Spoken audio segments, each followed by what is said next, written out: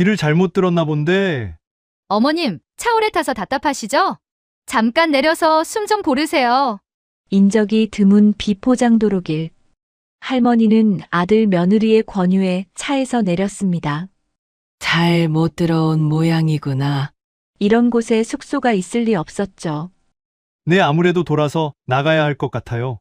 차 돌려서 바로 올게요. 그리고는 빠른 속도로 사라진 차. 당황한 듯 손을 뻗던 할머니는 차가 사라지자 표정이 바뀌었습니다. 대체 이 할머니는 어떤 사연을 가지고 있는 걸까요? 사연 시작 전 무료로 할 수 있는 구독과 좋아요 해주시고 어디에서 듣고 계신지 댓글로 남겨주시면 감사함으로 인사드리겠습니다. 본 영상의 인물 및 목소리는 AI 프로그램으로 제작되었습니다. 해가 뉘엿뉘엿 산 너머로 넘어가고 있었습니다. 차는 포장도로를 벗어나 좁은 산길로 접어들었어요. 영자 할머니는 뒷좌석에 앉아 창밖을 바라보고 있었습니다. 큰아들 정수가 운전대를 잡고 있었고 조수석에는 큰며느리가 앉아 있었죠. 차 안의 내비게이션 화면이 갑자기 멈추더니 경로를 재탐색합니다라는 음성이 반복해서 흘러나왔습니다. 정수의 손이 미세하게 떨렸어요. 핸들을 쥔 그의 손등에 힘줄이 도드라지게 솟아올랐습니다. 이상하네. 길을 잘못 든 것 같은데. 정수가 작게 중얼거렸습니다. 그 순간 큰 며느리가 낮은 목소리로 말했어요.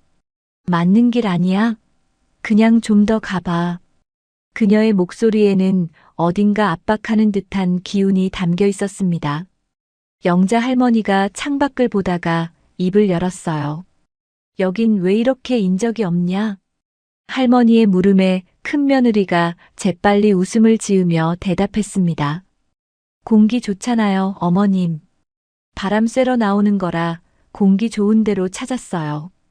그러나 할머니는 뭔가 이상한 기운을 느꼈습니다. 무의식적으로 옆에 놓인 가방 손잡이를 꽉 움켜쥐었어요. 백미러에 비친 큰 며느리의 눈이 그 모습을 힐끔 확인하는 게 보였습니다. 차가 더 안쪽으로 들어가자 포장도로가 끝나고 울퉁불퉁한 길이 시작됐습니다. 차 바퀴가 자갈을 튕겨내며 드르륵 소리를 냈어요. 할머니는 본능적으로 입고 있던 외투를 꽉 쥐었습니다. 가슴이 두근거리기 시작했죠. 어머님, 차 안이 답답하시죠? 잠깐 내려서 숨 좀 고르세요. 큰 며느리의 말은 부드러웠지만 표정에는 재촉하는 기색이 역력했습니다. 할머니가 차에서 내리려고 하자 정수가 먼저 문을 열어주며 말했어요. 천천히 내리세요, 어머니. 평소보다 훨씬 친절한 목소리였습니다. 오히려 그게 더 불길하게 느껴졌죠. 할머니가 차에서 내리자마자 정수는 트렁크 쪽으로 가는 척하며 뒷좌석으로 손을 뻗었습니다. 할머니의 가방을 차 안쪽으로 슬쩍 밀어 넣었어요. 그 안에는 휴대폰이 들어 있었습니다. 할머니는 주변을 둘러봤습니다. 가로등 하나 없었고 표지판도 보이지 않았어요. 멀리 산 능선만 검게 떠 있었습니다. 사방이 고요했죠. 여긴 길이 맞냐? 할머니가 물었습니다. 정수가 차 문을 닫으며 대답했어요. 아무래도 돌아서 나가야 할 것 같아요. 차 돌려서 바로 올게요. 그러더니 시동을 세게 밟았습니다. 엔진 소리가 산에 울려 퍼졌어요. 할머니가 잠깐만이라고 말하려는 순간 차 문이 닫히고 창문이 올라갔습니다. 차가 코너를 돌며 시야에서 사라졌어요. 10초가 지나고 30초가 지났습니다. 차는 돌아오지 않았어요. 할머니는 같은 방향을 2번, 3번 바라봤습니다. 그러나 돌아오는 소리는 들리지 않았죠. 할머니가 주머니를 더듬었습니다. 휴대폰이 없었어요. 순간 숨이 멎는 것 같았습니다. 가방에 넣어뒀던 휴대폰이 차 안에 그대로 있다는 걸 깨달았죠. 갑자기 바람이 세게 불기 시작했습니다. 체감 온도가 급격히 떨어졌어요. 해는 이미 산 뒤로 완전히 숨어버렸고 어둠이 빠르게 내려앉기 시작했습니다. 소름이 돋는 정적이었어요.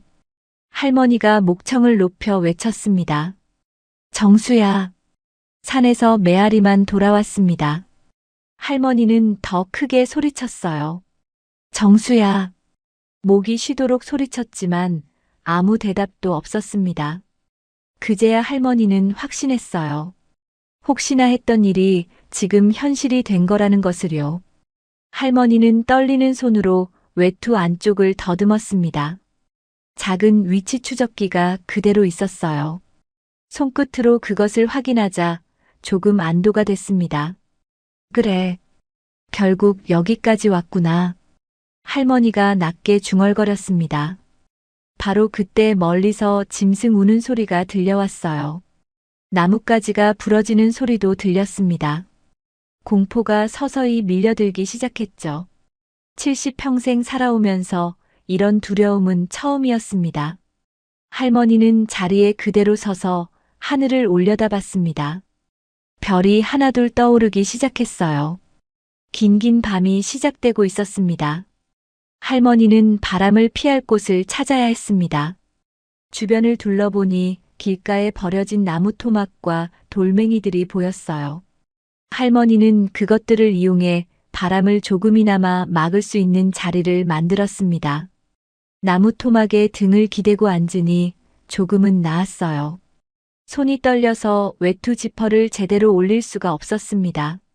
한 번, 두 번, 세 번 시도 끝에 겨우 지퍼를 목까지 올렸어요.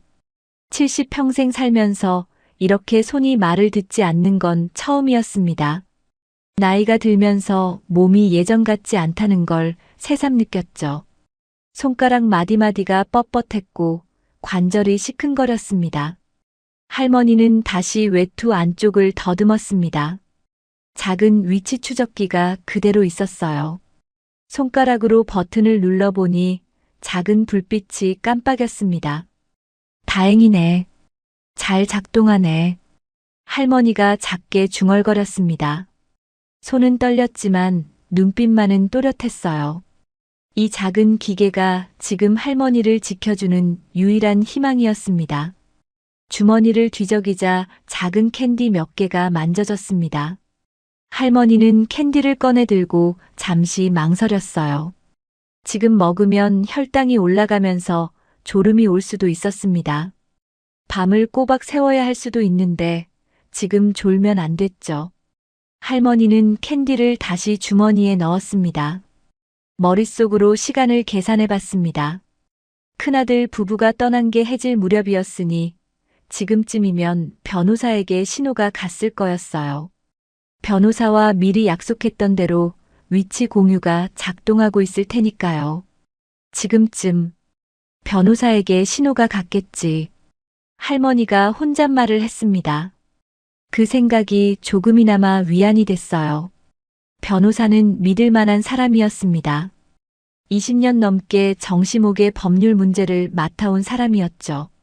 할머니는 고개를 들어 하늘을 올려다봤습니다. 별이 하나씩 떠오르고 있었어요. 어렸을 적 시골에서 보던 별하늘이었습니다.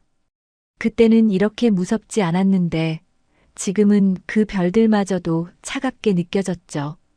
깜깜한 하늘에 박힌 별들이 마치 수없이 많은 눈처럼 할머니를 내려다보고 있는 것 같았습니다. 밤이 길겠어. 할머니의 입에서 한숨 같은 말이 새어나왔습니다. 산속의 밤은 도시와는 달랐어요. 어둠이 이렇게 짙고 무거운 줄 몰랐습니다. 바로 그때였습니다. 멀리서 자동차 불빛 같은 게 스쳐 지나가는 것 같았어요. 할머니는 벌떡 일어서려고 했습니다. 그러나 다리에 힘이 풀려 다시 주저앉고 말았죠. 자세히 보니 그건 차 불빛이 아니었습니다. 그냥 착시였어요. 할머니의 가슴이 두근거렸습니다.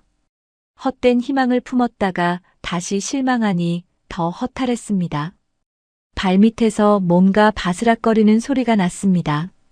할머니가 깜짝 놀라 발을 움찔했어요. 작은 벌레 한 마리가 지나가고 있었습니다. 평소 같았으면 아무렇지도 않았을 텐데 지금은 그 작은 벌레마저도 무섭게 느껴졌어요. 무섭지 않아.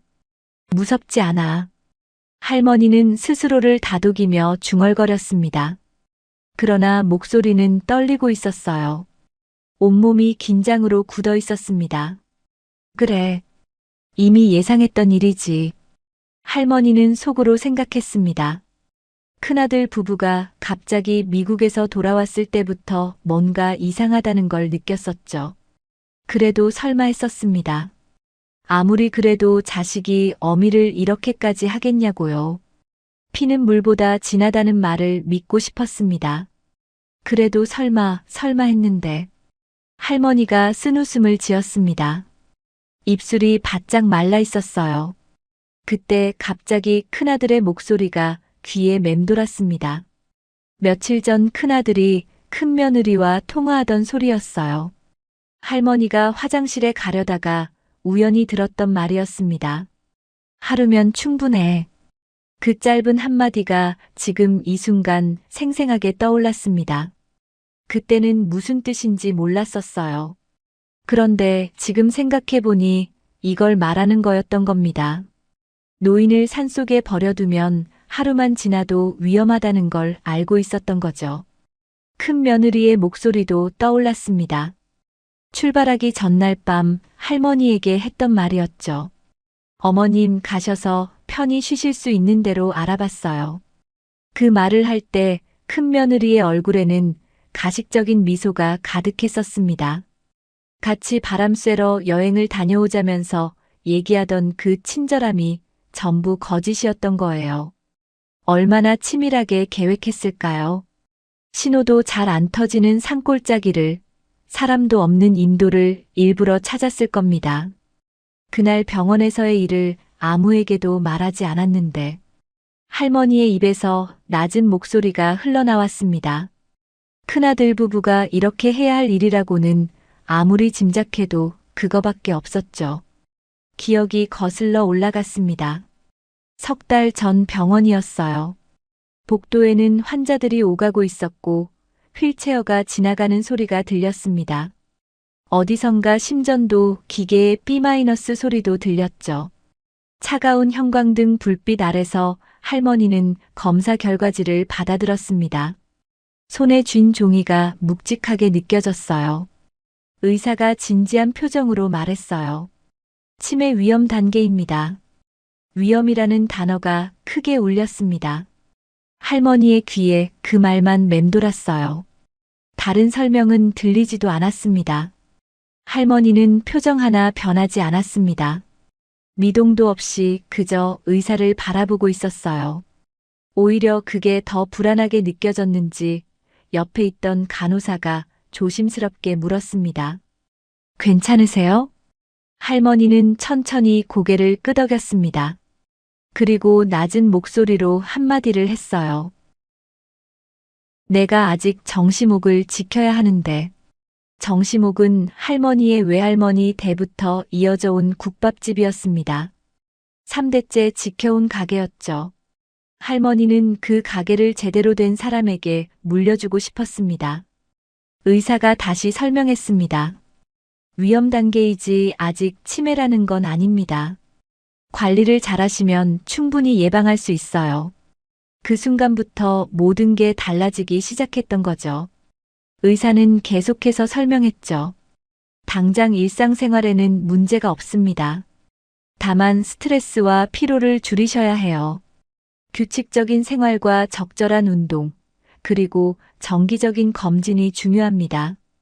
위험이라는 단어가 할머니의 머릿속에서 계속 맴돌았습니다. 손끝이 잠깐 떨렸어요. 할머니는 재빨리 결과지를 가방 깊숙한 곳에 숨겼습니다. 아무도 이 종이를 봐서는 안 됐죠. 진료실을 나와 복도 긴 의자에 잠시 앉았습니다. 숨을 고르고 마음을 정리할 필요가 있었어요. 옆자리에 앉아있던 보호자가 할머니를 힐끔 보더니 조심스럽게 물었습니다. 어르신, 괜찮으세요? 할머니는 고개를 끄덕이며 짧게 대답했어요. 네, 괜찮아요. 하지만 속은 편하지 않았습니다. 70평생 큰 병 없이 살아왔는데 이제 와서 치매 위험이라니요. 할머니는 한숨을 깊게 내쉬었습니다. 핸드폰을 꺼내 막내 아들에게 전화하려다 멈췄습니다. 지금쯤 막내는 정시목에서 한창 바쁠 시간이었어요. 점심시간이 거의 끝나갈 무렵이었죠. 지금 한창 가게 바쁜 시간인데 나중에 얘기해도 되겠지. 할머니는 그렇게 판단했습니다. 막내 아들의 얼굴이 떠올랐어요. 새벽부터 주방에서 국을 끓이던 뒷모습이 보였습니다. 손님들을 웃게 만들며 국밥을 내오던 모습도 생각났죠. 그 아이에게 걱정을 끼치고 싶지 않았습니다. 막내는 정시목만 바라보고 살았어요. 대학도 가지 않고 어머니 곁에서 가게 일을 배웠습니다. 새벽부터 밤늦게까지 일만 했죠. 그런 아들에게 어머니가 치매 위험이라는 말을 하면 얼마나 놀라겠어요. 나중에 좀 더 안정되면 그때 말하자. 할머니는 그렇게 마음을 정했습니다. 그런데 큰아들 부부에게는 더더욱 말할 수가 없었습니다. 해외에 살아서 한국엔 오지도 않는 애들인데 말해서 뭐 하겠어. 걱정이나 하지. 할머니는 속으로 그렇게 중얼거렸습니다. 큰아들 부부는 미국에 산 지 벌써 20년이 넘었어요. 그동안 한국에 들어온 건 결혼식 때 딱 한 번뿐이었습니다. 명절에도 오지 않았고 전화도 거의 하지 않았죠. 그래도 할머니는 큰아들 부부를 원망하지 않으려 했습니다. 멀리 있으니 어쩔 수 없다고 생각했어요. 그런데 이상하게도 이번 진단을 그들에게 알리고 싶지 않았습니다. 왜 그런지는 할머니 본인도 정확히 알 수 없었어요. 그냥 말하면 안 될 것 같았습니다. 병원에서 나와 집으로 돌아온 할머니는 곧바로 개인 변호사에게 전화를 걸었습니다. 변호사는 20년 넘게 정시목의 법률 업무를 맡아온 사람이었어요. 할머니는 믿을 수 있는 사람이었죠. 변호사님, 시간 되실 때 집으로 좀 오실 수 있으세요? 할머니의 목소리는 평소와 달리 조금 급했습니다. 변호사도 그걸 눈치챘는지 바로 일정을 잡았어요. 가게가 쉬는 날에 맞춰서 집으로 방문하기로 했습니다. 며칠 후 변호사가 할머니 집을 찾아왔습니다. 할머니는 변호사를 안방으로 안내했어요. 차를 한 잔씩 마시고 나서 본격적인 얘기가 시작됐습니다. 변호사가 서류를 펼쳐놓고 설명하기 시작했어요. 어르신, 현재 재산 구조를 말씀드리면요. 정시목 본점 건물과 토지가 있고요. 체인점 5곳에 대한 법인 지분이 있습니다. 그리고 강남에 상가 건물 하나, 용인에 아파트 2채가 있으시죠. 현금성 자산도 상당합니다. 할머니는 고개를 끄덕이며 들었습니다. 평생 모은 재산이었어요. 정시목을 운영하면서 번 돈을 조금씩 모아 부동산에 투자했었죠. 변호사가 조심스럽게 물었습니다. 갑자기 서두르실 필요는 없는데요. 혹시 걱정되시는 게 있으십니까? 자녀분들은 이런 내용을 알고 계십니까? 할머니가 차를 한 모금 마시고 대답했어요. 뭐 좋은 일이라고 미리 알리나요? 때가 되면 알게 되겠죠. 할머니는 잠시 말을 멈췄다가 다시 입을 열었습니다. 변호사님, 제가 부탁이 있어요. 이 정시목이 내가 죽더라도 잘 관리가 되게 해주세요. 자격 없는 사람에게는 우리 할머니, 어머니가 지켜온 이 정시목을 절대로 줄 수 없습니다. 할머니의 목소리에는 단호함이 담겨 있었습니다. 변호사는 고개를 끄덕이며 메모를 했어요. 알겠습니다. 그런데 어르신, 가족들과 관계는 괜찮으십니까? 할머니가 쓴웃음을 지었습니다. 겉으로야 다 괜찮죠. 원래 열길 물속은 알아도 한길 사람 속은 모르는 거 아니겠습니까? 변호사가 할머니의 표정을 살피며 조심스럽게 물었어요. 혹시 위험을 느끼신 적 있으십니까? 할머니는 잠시 침묵했습니다. 그리고 천천히 고개를 저었어요. 아니요. 그런 일이 있을 리가 있나요? 하지만 할머니의 눈빛은 조금 흔들리고 있었습니다. 변호사는 그걸 놓치지 않았어요. 변호사가 신중하게 제안했습니다. 어르신, 혹시 위치 공유 장치 같은 안전장치를 착용하시는 건 어떨까요? 아직 치매 위험 단계라고는 하나 건망증이 심해지시면 혹시 모르니까요. 만일을 대비하는 겁니다. 할머니가 손을 저으며 말했어요. 핸드폰으로 전화하면 되는 세상에 무슨 그런 게 필요해요. 그리고 괜히 이런 거 하면 막내가 걱정해서 안 돼요. 변호사는 포기하지 않고 다시 설명했습니다. 위치는 저에게만 공유되게 할 수 있습니다. 혹시 어르신께서 길을 잃기라도 하시면 큰일이니까요. 요즘 치매 환자들 실종 사건도 많잖아요. 할머니는 매일 다니는 길에 무슨 문제가 있겠냐고 생각했습니다. 집에서 가게까지는 눈 감고도 갈 수 있는 길이었어요. 그래도 변호사가 계속 권하니 거절하기가 어려웠죠. 한번 생각해 보겠습니다. 할머니가 그렇게 대답했습니다. 변호사는 작은 상자 하나를 꺼내 탁자 위에 올려놓았어요. 이게 위치 추적기입니다. 외투 안쪽에 달아두시면 돼요. 배터리는 한 달에 한 번만 충전하시면 됩니다. 할머니는 그 작은 기계를 손에 들어봤습니다. 생각보다 가벼웠어요. 손바닥 안에 쏙 들어오는 크기였습니다. 만일을 대비하는 겁니다. 어르신, 조심해서 나쁠 건 없잖아요. 변호사의 말에 할머니는 고개를 끄덕였습니다. 그리고 그 작은 기계를 받아들었어요. 알겠습니다. 만일을 대비해서 가지고 있겠습니다. 변호사가 떠난 후 할머니는 혼자 앉아 그 위치 추적기를 바라봤습니다. 이렇게까지 해야 하나 싶기도 했어요.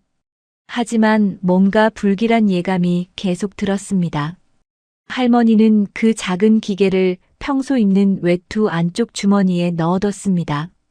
그날 밤 할머니는 오래 잠을 이루지 못했습니다. 창밖을 보며 여러 생각이 들었어요.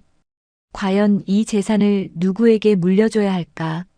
막내는 자격이 있지만 아직 결혼도 못하고 지내는 것이 혼자 이 정시목을 이끌고 가기엔 버거울 것 같았죠.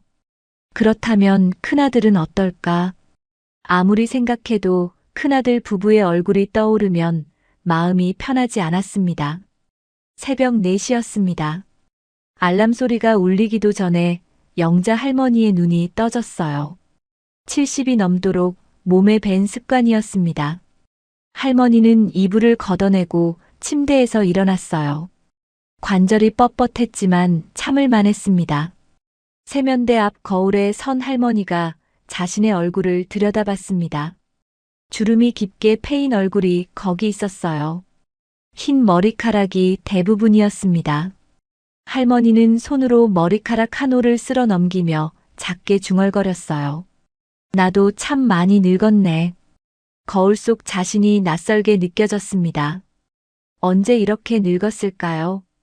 어제까지만 해도 젊었던 것 같은데 말이에요. 할머니는 옷을 갈아입고 부엌으로 갔습니다. 냉장고에서 도시락을 꺼내 가방에 넣었어요. 그리고 현관에 걸린 앞치마를 챙겼습니다. 낡았지만 깨끗하게 빨아둔 앞치마였죠. 집을 나서자 새벽 공기가 차가웠습니다. 아직 날이 밝기 전이었어요.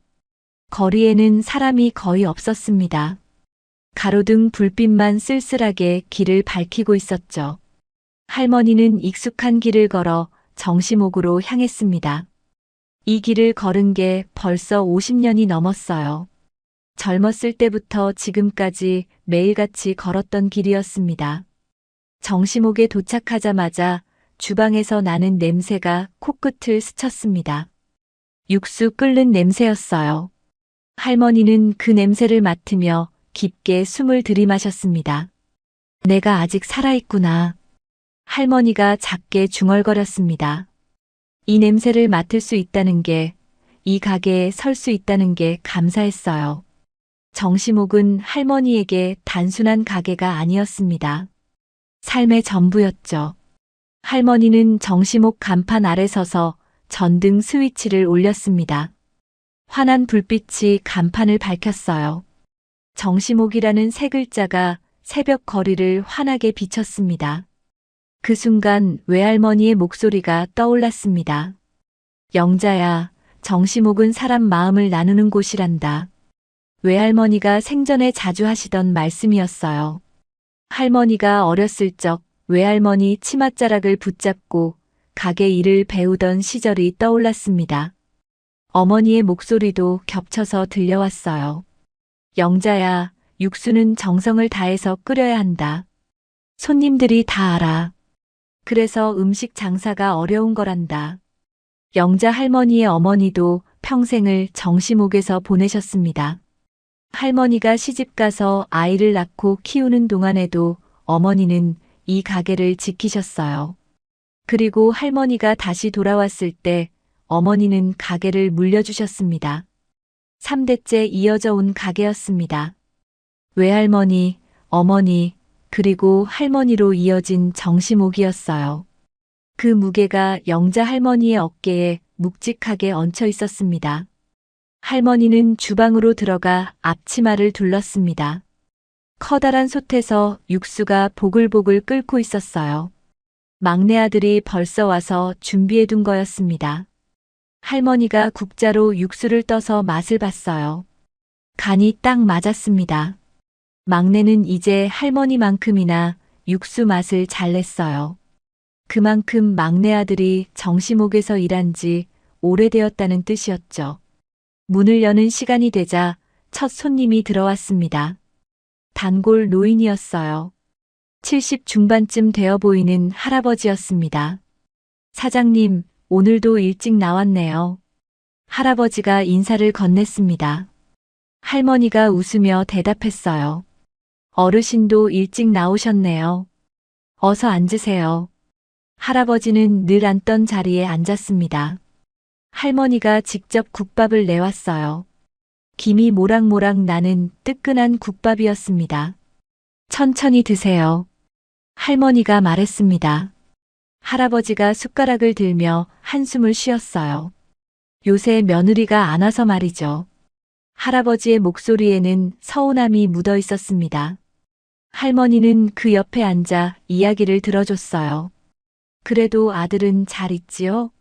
할머니가 물었습니다. 할아버지가 고개를 끄덕였어요. 아들이 뭐, 바쁘죠 뭐. 한 달에 한 번 올까 말까 하네요. 할머니는 그 말을 들으며 고개를 끄덕였습니다. 가족관계의 허전함은 누구나 느끼는 거였어요. 할머니도 큰아들 생각을 하면 마음 한구석이 허전했습니다. 그래도 건강하시면 됐어요. 건강이 제일이에요. 할머니가 위로의 말을 건넸습니다. 할아버지가 국밥을 한 숟가락 뜨며 웃었어요. 그래도 사장님 국밥은 여전하네요. 이 맛에 아침마다 오는 거죠. 그 말에 할머니도 웃음을 지었습니다. 손님들의 그런 말 한마디가 힘이 됐어요. 주방에서는 막내 아들 정태가 이미 육수간을 보고 있었습니다. 직원들에게 동선을 지시하는 모습이 능숙했어요. 오랜 시간 이 일만 해온 사람의 모습이었습니다. 정태가 할머니에게 다가와 물었어요. 어머니, 오늘 파 좀 더 썰어둘까 봐요. 손님이 많을 것 같은데요. 할머니가 고개를 끄덕이며 대답했습니다. 그래. 나보다야 그건 내가 더 잘 알잖니. 정태는 할머니의 말에 미소를 지었습니다. 그리고 다시 주방으로 들어가 일을 시작했어요. 할머니는 아들의 뒷모습을 바라봤습니다. 넓은 어깨에 묵묵히 일하는 모습이 든든했어요. 정태는 대학도 가지 않고 어머니 곁에서 가게 일을 배웠습니다. 친구들이 다 대학을 갈 때도 정태는 정시목을 선택했어요. 처음에는 절대 안 된다며 말렸습니다. 공부를 더해서 좋은 직장을 가지라고 했죠. 하지만 정태는 고집을 부렸어요. 어머니, 저는 정시목이 좋아요. 여기서 일하고 싶어요. 그리고 누군가는 정시목을 이어가야죠. 정태의 그 말이 할머니 가슴을 뭉클하게 했습니다. 20살짜리 아들이 그런 말을 하다니요. 그때부터 정태는 새벽부터 밤늦게까지 가게에서 일했습니다. 육수 끓이는 법부터 배웠어요. 고기 손질하는 법, 양념 만드는 법, 손님 응대하는 법까지 하나하나 배워나갔습니다. 처음에는 서툴렀지만 이제는 할머니만큼이나 능숙했어요. 손님들도 정태를 좋아했습니다. 언제나 웃는 얼굴로 손님을 맞이하는 정태를 사람들은 신뢰했죠. 할머니는 정태의 손놀림을 지켜보며 속으로 생각했습니다. 그래도 아직 단단하구나. 정시목은 계속될 거였어요. 정태가 있는 한 이 가게는 무너지지 않을 거였습니다. 외할머니와 어머니가 지켜온 정시목을 정태가 이어갈 거였어요. 손님들이 하나둘 더 들어오기 시작했습니다.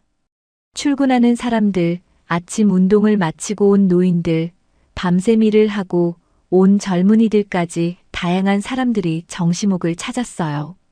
할머니는 그들을 맞으며 하루를 시작했습니다. 이것이 할머니의 일상이었어요. 평생을 이렇게 살아왔고 앞으로도 이렇게 살아갈 거였습니다. 아침 해가 떠오르자 정시목 유리창으로 햇살이 들어왔습니다. 따뜻한 빛이 가게 안을 채웠어요. 할머니는 그 햇살을 받으며 미소를 지었습니다. 당장 내일 쓰러진다 하더라도 그래도 새벽은 온다는 걸 할머니는 잘 알고 있었습니다. 그날 저녁이었습니다. 할머니가 가게 일을 마치고 집에 돌아오니 현관 앞에 커다란 캐리어 여러 개가 놓여 있었어요. 할머니는 멈칫했습니다. 누가 온 걸까요? 문을 열고 들어서자 낯익은 목소리가 들려왔습니다. 어머니 오셨어요? 큰아들 정수였습니다. 큰 며느리 로라도 함께 있었어요. 할머니는 깜짝 놀랐습니다. 연락도 없이 갑자기 나타난 거였죠. 정수야, 이게 무슨 일이니? 할머니가 물었습니다. 정수가 웃으며 대답했어요. 어머니, 저희 이제 한국에서 살려고요. 할머니는 믿기지 않았습니다. 20년 넘게 미국에서 살던 아들이 갑자기 한국에 돌아온다니요. 정수는 신발을 벗으며 집안을 천천히 둘러봤습니다. 거실, 주방, 복도까지 시선이 훑고 지나갔어요. 마치 감정하듯이 말이죠. 옛날 그대로네요. 정수가 중얼거렸습니다. 그 말투에는 과거와의 단절감이 묻어 있었어요. 이 집이 낯설다는 듯한 표정이었습니다. 큰 며느리가 할머니에게 다가와 손을 잡았습니다. 어머님, 오랜만이에요. 건강하시죠? 겉으로는 반가워하는 것 같았지만 할머니는 뭔가 이상함을 느꼈습니다. 큰 며느리의 눈빛이 할머니를 관찰하고 있었어요. 애들도 대학 갔고요. 우리도 이제 나이가 드니까 한국에서 살까 봐요. 어머니 곁에서 모시고 싶기도 하고요. 정수가 말했습니다. 효도하겠다는 말이었어요. 하지만 할머니는 속으로 계산을 시작했습니다. 이렇게 갑자기 연락도 없이 20년 넘게 한국에 오지도 않던 아들이 갑자기 모시겠다니 뭔가 이상했습니다. 할머니는 겉으로는 환대하는 척했어요. 그래, 잘 왔다. 배고프지? 밥 먹어라. 할머니가 부엌으로 가려는데 큰 며느리가 먼저 따라왔습니다. 어머님, 제가 도와드릴게요. 큰 며느리가 말했습니다. 그런데 부엌에서도 큰 며느리의 눈은 쉬지 않고 주변을 살폈어요. 냉장고 안을 보고 찬장을 보고 싱크대 서랍까지 슬쩍슬쩍 확인했습니다. 어머님, 혈압약은 드시고 계세요? 큰 며느리가 물었습니다. 할머니가 고개를 끄덕였어요. 응, 먹고 있지. 당뇨는요? 건강검진은 정기적으로 받으시고요? 질문이 계속 이어졌습니다. 마치 할머니의 건강 상태를 파악하려는 것 같았어요. 다 괜찮다. 걱정 마라. 할머니가 짧게 대답했습니다. 저녁을 먹고 나서 큰며느리가 할머니 방으로 갔습니다. 수건을 가져다 드리겠다는 핑계였어요. 할머니는 거실에 앉아 있다가 뭔가 불안한 느낌이 들어 방으로 갔습니다. 큰며느리가 서랍장 앞에 서 있었어요. 손을 뻗어 서랍을 열려는 참이었습니다. 할머니가 방문을 열고 들어서자 큰며느리가 화들짝 놀라며 손을 거뒀습니다. 아, 어머님. 수건 찾았어요. 큰며느리가 얼버무렸습니다. 하지만 손에는 수건이 없었어요. 할머니는 아무 말 없이 옷장에서 수건을 꺼내 큰며느리에게 건넸습니다. 여기 있다. 감사합니다. 큰며느리가 수건을 받아들고 방을 나갔습니다. 할머니는 그 뒷모습을 지켜봤어요. 서랍장 쪽을 한 번 더 확인했습니다. 병원 진단서가 들어있는 서랍이었죠. 거실에서는 정수가 자연스럽게 할머니에게 물었습니다. 어머니, 정시목 많이 커졌다면서요? 체인점도 생기고요. 요즘 변호사님도 만나고 그러신다던데요. 할머니의 눈이 가늘어졌습니다. 어떻게 알았을까요? 변호사를 만난 건 아무에게도 말하지 않았는데요. 아, 따로 물을 게 있어서 만났다. 할머니가 짧게 대답했습니다. 더 이상 말하고 싶지 않았어요. 바로 그때 현관문이 열리고 막내 아들 정태가 들어왔습니다. 가게 일을 마치고 퇴근한 거였어요. 형? 정태가 깜짝 놀라며 말했습니다. 반가운 마음에 얼굴이 환해졌어요. 형, 갑자기 웬일이야? 연락도 없이? 정태가 다가가 정수의 손을 잡았습니다. 정수도 웃으며 악수를 받았어요. 갑자기 온 거야. 깜짝 놀라게 하려고. 와, 진짜 오랜만이다. 형수님도 오셨네요. 정태는 순수하게 기뻐했습니다. 형이 돌아온 게 좋았어요. 가족이 다 모였다는 게 반가웠죠. 형, 나는 가게 일 때문에 먼저 들어가 볼게. 내일 천천히 얘기하자. 정태가 말했습니다. 새벽에 일찍 나가야 했거든요. 정태는 방으로 들어가 씻고 잠을 청했습니다. 정태가 방으로 들어가자 정수가 그 뒷모습을 바라봤습니다.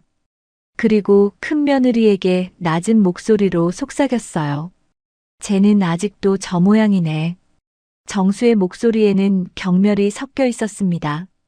동생이 새벽부터 밤늦게까지 일만 한다는 게 한심해 보이는 듯 했어요. 대학 대신 정시목을 택했을 때도 정수는 똑같은 반응이었죠. 큰며느리가 작게 웃으며 고개를 끄덕였습니다. 할머니는 그 모습을 보고 있었습니다. 가슴이 답답해졌어요. 정수는 변한 게 없었습니다. 여전히 동생을 무시하고 있었죠. 할머니는 자리에서 일어나며 말했습니다. 너희도 피곤할 테니 쉬어라. 나도 자야겠다. 네, 어머니. 안녕히 주무세요. 정수 부부가 대답했습니다. 할머니는 방으로 들어가 문을 닫았어요. 방에 혼자 남은 할머니는 창밖을 바라봤습니다. 달이 떠 있었어요. 할머니는 작게 중얼거렸습니다. 이렇게 갑자기 올 애들이 아닌데. 뭔가 불길한 예감이 들었습니다.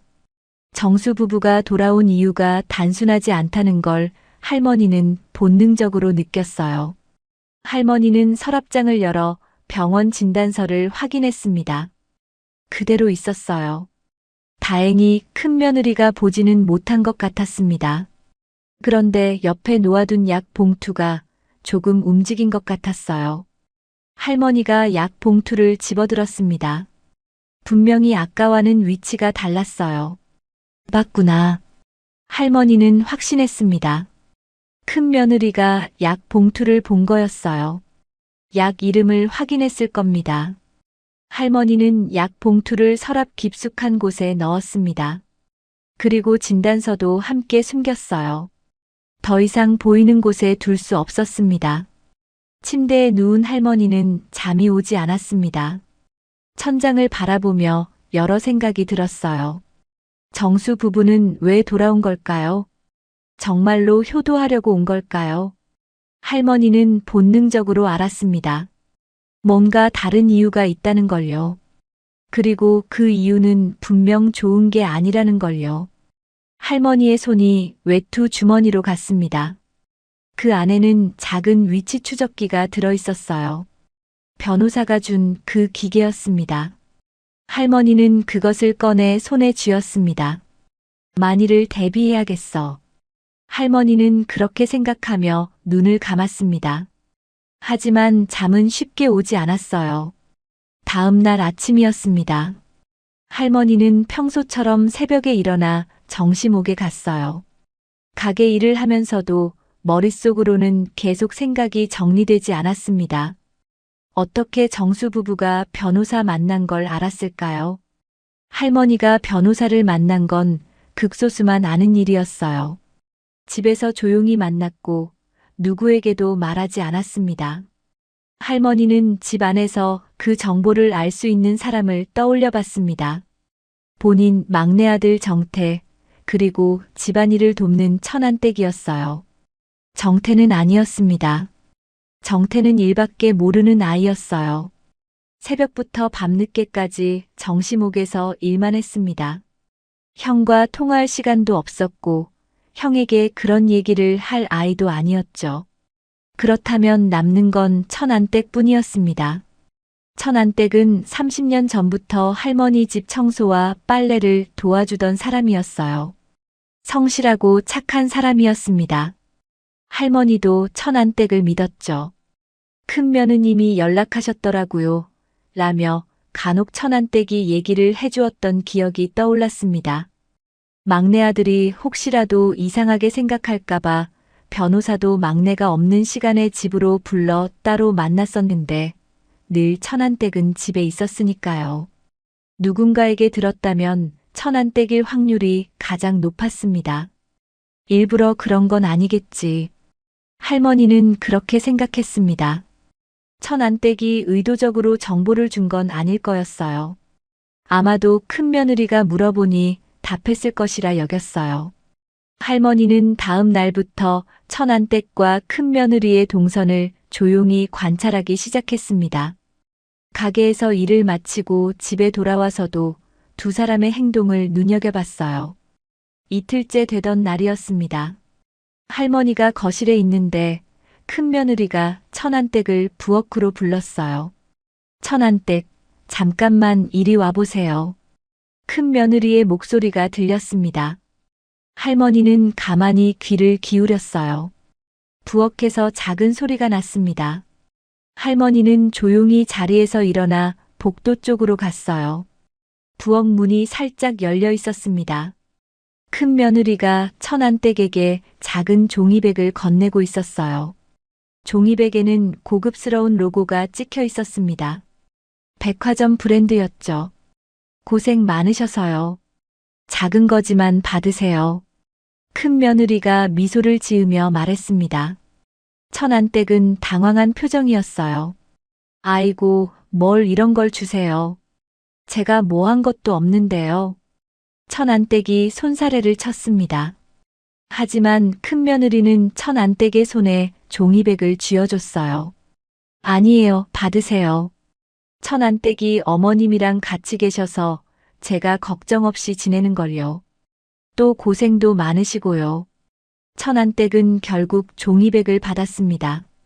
안을 들여다보니 명품 브랜드 스카프였어요. 천안댁의 눈이 커졌습니다. 어머, 이거 비싼 건데요. 괜찮아요. 그동안 감사한 마음이에요. 큰 며느리의 목소리는 부드러웠습니다. 하지만 눈빛은 차가웠어요. 천안댁이 고마워하며 부엌을 나갔습니다. 할머니는 재빨리 거실로 돌아가 앉았어요. 천안댁이 종이백을 들고 거실을 지나갔습니다. 천안댁이 지나간 후 할머니는 부엌 쪽을 바라봤습니다. 큰 며느리가 혼자 서 있었어요. 그녀의 입가에는 미소가 걸려 있었습니다. 생각보다 쉽네. 큰 며느리가 작게 속삭였습니다. 할머니는 그 소리를 들었어요. 가슴이 철렁 내려앉았습니다. 할머니는 그제야 모든 걸 이해했습니다. 큰 며느리가 천안댁에게 선물을 주고 정보를 캐낸 거였어요. 천안댁은 악의 없이 할머니의 상황을 얘기했을 겁니다. 병원에 다녀온 것, 변호사를 만난 것, 건강검진 결과까지요. 할머니는 속으로 중얼거렸습니다. 천안댁을 탓할 수는 없었어요. 천안댁은 그저 시어머니를 챙기는 며느리에게 성심껏 대답했을 뿐이었습니다. 선물까지 받았으니 더 고마운 마음에 자세히 얘기했을 거예요. 할머니는 천안댁을 원망하지 않았습니다. 대신 결심을 굳혔어요. 이제부터는 집 안에서 말수를 줄여야 했습니다. 전화 통화도 삼가야 했고 변호사도 집으로 부르면 안 됐죠. 그날 밤 할머니는 방에 혼자 앉아 핸드폰을 꺼냈습니다. 변호사에게 짧은 문자를 보냈어요. 큰아들 부부가 갑자기 미국에서 들어와서 정신이 없네요. 대비는 해두는 게 좋을 것 같습니다. 문자를 보내고 나서 할머니는 한참을 핸드폰 화면을 바라봤습니다. 답장이 금방 왔어요. 언제든 연락 주십시오. 준비 완료되어 있습니다.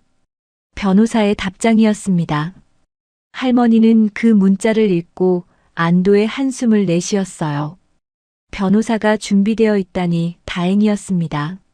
할머니는 핸드폰을 내려놓고 창밖을 바라봤습니다. 밤하늘에 별이 총총히 떠 있었어요. 어린 시절 외할머니와 함께 본 별하늘이 떠올랐습니다. 외할머니는 할머니가 어렸을 때 자주 말씀하셨어요.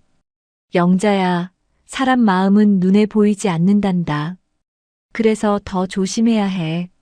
그때는 무슨 말인지 잘 몰랐습니다. 하지만 지금은 알 것 같았어요. 사람 마음은 정말 알 수 없는 거였습니다. 특히 가족이라고 해서 다 믿을 수 있는 건 아니었죠. 할머니는 서랍을 열어 병원 진단서를 꺼냈습니다. 치매 위험 단계라는 글자가 눈에 들어왔어요. 할머니는 진단서를 다시 서랍 깊숙한 곳에 넣었습니다. 그리고 그 위에 다른 서류들을 쌓아뒀어요. 절대 들키면 안 됐습니다. 다음 날부터 할머니는 더욱 조심했습니다. 정수 부부 앞에서는 평소와 다름없이 행동했어요. 웃으며 밥을 차려주고 이런저런 이야기를 나눴습니다. 하지만 중요한 얘기는 절대 하지 않았어요. 가게 일도 대충 얘기했고 건강 상태도 괜찮다고만 했습니다. 변호사 얘기는 입에도 꺼내지 않았죠.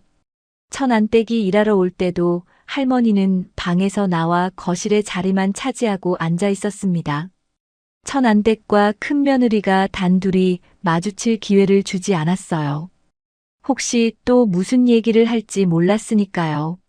천안댁도 뭔가 눈치를 챈 것 같았습니다. 어느 날 청소를 하다가 할머니에게 조심스럽게 물었어요. 사장님, 제가 혹시 실수한 게 있나요? 천안댁의 목소리에는 걱정이 묻어 있었습니다.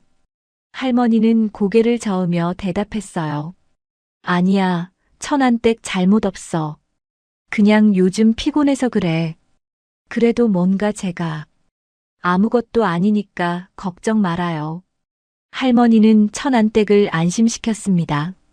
천안댁을 탓하고 싶지 않았어요. 천안댁은 그저 선의로 행동했을 뿐이었으니까요. 며칠이 지났습니다. 할머니는 계속해서 정수 부부를 관찰했어요. 그들의 행동 하나하나가 수상했습니다. 정수는 매일 거실에서 노트북을 켜고 뭔가를 검색했어요. 화면을 힐끗 봤더니 부동산 사이트였습니다. 아파트 시세를 찾아보고 있었죠. 큰 며느리는 집 안 곳곳을 사진으로 찍었습니다. 거실, 주방, 심지어 할머니 방 앞까지요. 리모델링을 생각한다는 핑계였지만 할머니는 다른 의도가 있다는 걸 알았습니다. 할머니는 모든 걸 지켜보면서도 내색하지 않았습니다. 그저 평범한 일상을 유지했어요. 새벽에 일어나 정시목에 가고 저녁에 집으로 돌아오고 밤에는 일찍 잠자리에 드는 생활이었죠. 하지만 할머니의 마음속에서는 폭풍이 일고 있었습니다. 정수 부부가 무엇을 계획하고 있는지 알 것 같았어요. 그리고 그 계획이 좋은 게 아니라는 것도요. 할머니는 외투 안쪽 주머니에 있는 위치 추적기를 자주 만졌습니다. 그 작은 기계가 언젠가는 할머니를 구해줄 거라는 생각이 들었어요. 때가 오겠지. 할머니는 속으로 중얼거렸습니다. 정수 부부가 움직일 날이 머지 않았다는 걸 느꼈습니다. 그날을 위해 할머니는 계속 준비했어요. 마음의 준비도 실제 준비도 말이죠. 밤하늘의 별을 보며 할머니는 다짐했습니다. 정시목을 지켜야 한다고요. 외할머니와 어머니가 지켜온 그 가게를 자격 없는 사람에게 넘길 수는 없었습니다. 다음 날 아침이었습니다. 할머니가 새벽같이 정시목에 나가려고 준비하는데 정수가 먼저 일어나 있었어요. 어머니, 저도 같이 갈게요. 나도 가게 일 좀 도와볼게요. 정수가 말했습니다. 할머니는 의아했어요.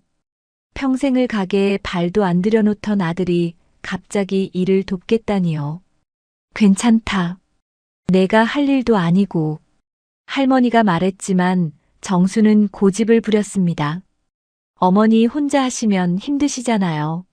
제가 도와드려야죠. 결국 정수는 할머니와 함께 정시목으로 갔습니다.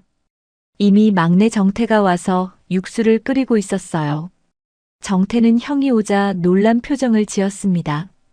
형, 이 시간에 웬일이야? 정태가 물었습니다. 정수가 앞치마를 두르며 대답했어요. 어머니 도와드리려고. 나도 할 수 있는 일 하려고.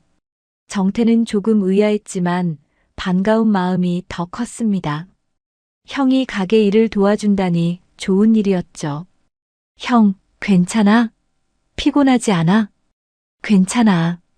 이 정도야. 정수는 자신만만하게 대답했습니다. 오전 시간이 지나고 점심 시간이 다가왔습니다. 정시목의 가장 바쁜 시간이었어요. 손님들이 줄을 서서 기다리기 시작했습니다. 정수는 카운터로 갔습니다. 원래 카운터를 담당하던 박 실장이 자리에 앉으려는데 정수가 먼저 앉아버렸어요. 제가 할게요. 정수가 말했습니다. 박 실장은 당황한 표정으로 뒤로 물러섰어요. 사장님의 아들이 하겠다는데 막을 수도 없었습니다. 정시목의 시스템상 들어오면서 입구에 있는 카운터에서 주문을 하면서 바로 계산을 하고 카운터에서 바로 입력을 하면 그 주문은 주방으로 전달되었습니다. 여러 시행착오를 거친 끝에 자리 잡은 가장 효율적인 동선이었죠. 그만큼 카운터 직원의 역할은 중요했습니다. 정확히 빠르게 입력해서 주방에 전달이 되게 해야 했고 바로 계산도 해야 했으니까요. 첫 손님이 들어왔습니다. 점심시간에 급하게 들어온 직장인이었어요. 국밥 하나요. 손님이 말했습니다. 정수는 포스기를 보며 버튼을 눌렀어요. 그런데 화면이 예상과 다르게 나왔습니다. 정수가 당황하며 다시 버튼을 눌렀죠. 잠깐만요. 정수가 말했습니다. 손님은 시계를 보며 초조해했어요. 뒤에 사람들이 계속 들어오고 있었습니다. 아저씨, 빨리 좀 해주세요. 뒤에 있던 손님이 소리쳤습니다. 정수는 당황해서 포스기를 이리저리 만졌어요. 하지만 결제 화면이 제대로 나오지 않았습니다. 줄이 점점 길어졌습니다. 손님들의 얼굴에는 짜증이 가득했어요. 아니, 이게 뭐 이렇게 복잡해. 정수가 중얼거렸습니다. 옆에 있던 박 실장이 다가와 도와주려고 했어요. 제가 할게요. 박 실장이 말했습니다. 하지만 정수는 고개를 저었어요. 내가 한다니까요. 조금만 기다려주세요. 정수는 고집을 부렸습니다. 박 실장은 어쩔 수 없이 옆에 서 있었어요. 손님들은 계속 불평했습니다. 오늘은 여기서 못 먹겠네. 다음에 와야겠네. 한 손님이 중얼거리며 기다리다 말고 나갔습니다. 정수의 얼굴이 붉어졌어요. 막내 정태가 홀과 주방을 오가며 상황을 수습했습니다. 국밥을 내오고 손님들에게 양해를 구하고 계속 움직였어요. 죄송합니다. 조금만 기다려주세요. 정태는 손님들에게 연거푸 사과했습니다. 그 사이 정수는 여전히 포스기와 씨름하고 있었어요. 결국 박 실장이 옆에서 조용히 도와줘서 겨우 결제가 진행됐습니다. 점심시간 내내 혼란스러웠습니다. 손님들은 원성을 쏟아냈고 직원들은 진땀을 뺐어요. 정수는 무표정한 얼굴로 계속 카운터에 앉아 있었습니다. 정태는 주방과 홀을 계속 오가며 손님들을 응대했습니다. 국밥을 내오고 반찬을 채우고 테이블을 치우고 쉴 틈이 없었어요. 원래 하던 일이었지만 오늘은 더 바빴습니다. 정수는 정태의 모습을 보며 속으로 생각했습니다. 사람 부릴 줄도 모르네. 동생은 완전히 노예 근성이야. 정수는 동생이 이렇게 일만 하는 게 이해가 되지 않았어요. 대학도 안 가고 평생 국밥집에서 일하는 게 한심하게 느껴졌습니다. 점심시간이 끝나고 손님들이 빠져나갔습니다. 정수는 조용히 주변을 관찰하기 시작했어요. 포스기에 보이는 전체 테이블 수를 헤아렸고 카운터에 찍힌 영수증을 확인했습니다. 정수는 주머니에서 작은 메모장을 꺼냈습니다. 그리고 뭔가를 끄적이기 시작했어요. 그릇수의 단가를 곱하고 회전율을 계산하고 하루 매출을 추정했습니다. 계산을 마친 정수의 눈이 커졌습니다. 본점만 해도 매출이 상당했어요. 체인점까지 합치면 어마어마한 금액이 나왔습니다. 퇴근 시간이 되어 집으로 돌아왔습니다. 큰 며느리 로라가 기다리고 있었어요. 정수는 로라를 방으로 불러 속삭였습니다. 본점만 해도 장난이 아니야. 정수가 말했습니다. 로라의 눈이 반짝였어요. 체인점까지 합치면? 로라가 물었습니다. 정수가 메모장을 보여주며 대답했어요. 최소 연매출이 수백억은 될 거야. 부동산까지 합치면 더 많고. 로라는 입가에 미소를 띄었습니다. 두 사람은 눈빛을 주고받았어요. 그 눈빛에는 탐욕이 가득했습니다. 한편 정시목에서는 직원들이 퇴근 준비를 하고 있었습니다. 박 실장이 다른 직원에게 작게 말했어요. 오늘 정말 힘들었어요. 사장님 큰아들 왜 저래요? 모르겠어요. 처음 보는 사람이 갑자기 와서 일한다고 하니까. 직원들은 불편한 표정으로 수군거렸습니다. 오늘 하루가 너무 혼란스러웠어요. 평소 같으면 이렇게 바쁘지 않았는데 정수 때문에 모든 게 꼬였습니다. 내일도 오신대요? 한 직원이 물었습니다. 박 실장이 한숨을 쉬며 대답했어요. 글쎄요. 오시면 어떻게 해야 하나. 직원들은 걱정스러운 표정이었습니다. 정태 실장님한테 얘기 좀 해볼까요? 우리 일하는데 너무 불편하고 힘들다고. 직원들의 말에 박 실장은 고민해보겠다고 하고 직원들을 달랬어요. 정태는 마지막까지 주방을 정리하고 있었습니다. 오늘 하루가 유난히 힘들었어요. 형이 도와준다고 했지만 오히려 더 힘들어졌습니다. 하지만 정태는 형을 원망하지 않았어요. 형이 오랜만에 가게에 와서 일하려고 한 것만으로도 고마웠습니다. 서툴러도 괜찮았어요. 익숙해지면 잘할 수 있을 거라고 정태는 생각했습니다. 어머니가 지키고자 한 정시목을 함께 운영하면 정태도 더 편해지리라 생각했죠. 정태는 주방 불을 끄고 문을 잠갔습니다. 그리고 집으로 돌아갔어요. 할머니는 그날 저녁집에서 가만히 앉아 생각했습니다. 정수가 가게에 나가서 일한 게 순수한 마음에서였을까요? 할머니는 그렇게 생각하지 않았어요. 정수의 눈빛이 떠올랐습니다. 가게를 둘러보며 계산하던 그 눈빛이요. 할머니는 정수가 무엇을 하려는지 알 것 같았습니다. 가게 규모를 확인하려는 거구나. 할머니는 속으로 중얼거렸습니다. 정수는 정시목이 얼마나 큰 가게인지, 얼마나 돈을 버는지 알고 싶었던 거예요. 그래서 직접 가게에 나온 거였습니다. 할머니는 한숨을 깊게 내쉬었습니다. 큰아들이 돈만 보고 있다는 게 슬펐어요. 가게가 가진 의미는 생각하지 않고 그저 돈으로만 계산하는 게 안타까웠습니다. 정시목은 단순히 돈을 버는 곳이 아니었어요. 외할머니, 어머니, 할머니로 이어진 3대의 역사가 담긴 곳이었습니다. 손님들과 정을 나누고 마음을 나누는 곳이었죠. 하지만 정수에게는 그런 의미가 없었습니다. 그저 돈이 되는 사업체일 뿐이었어요. 할머니는 막내 정태를 떠올렸습니다.